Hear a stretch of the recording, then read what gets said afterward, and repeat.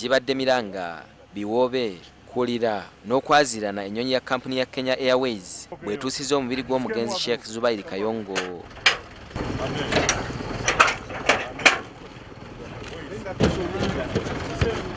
Okuva ku kisaawe Entebbe ono atwaliddwa butereevu mu maka ge Maganjo. Maganjo omubiri gw'omugenzi tegubandaddeeyo wabula nga abooluganda lwe bakungubaze.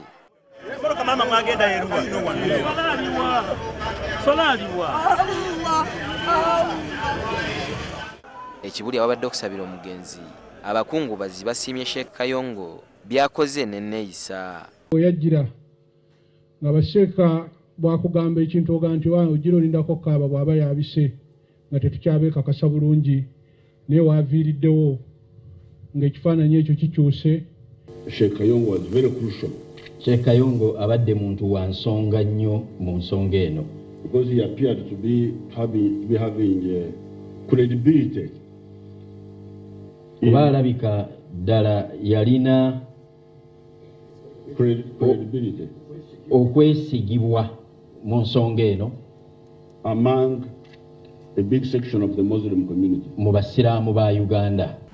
Omuntu omu ayinza okwekweka kabaka singa waba wabaddewo ebiduduma ogenda okukyuka eti nga tokyamulaba.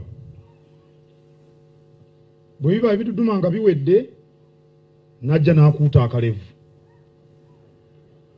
Abo bangi.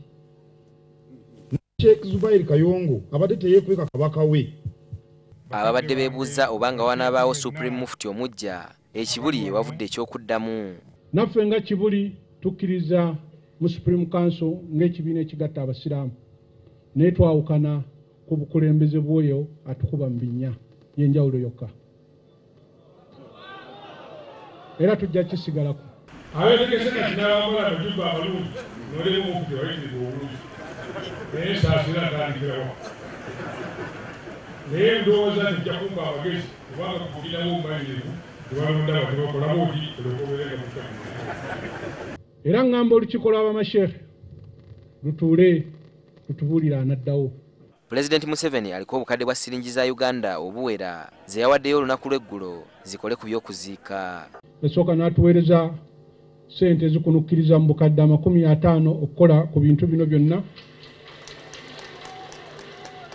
N'ekiro abakola mu State House ne bangamba nti ayongezzayo obukadde 25 ku nsonga eno.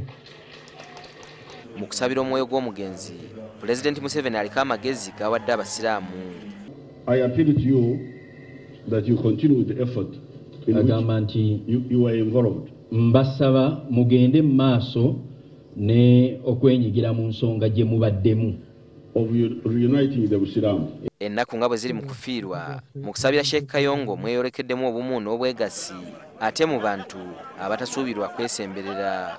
Mu kusaba kuno kikakasiddwa nti Sheikh Nuhu Muzaata Batte ne Katikkiro Charles Peter Mayiga gwe yayogerera olw'okukuŋŋaanya ettoffaali. Mufti Kayongo afudde abatabaganyizza. Njagala okwebaza Supreme Mufti asobodde okugatta abadde n'obuzibu n'emmengo ow'ekitiibwa Mayiga ne Seeka Muzaata bebadde balina obuzibu naye tebuli kalina buzibu bwonna.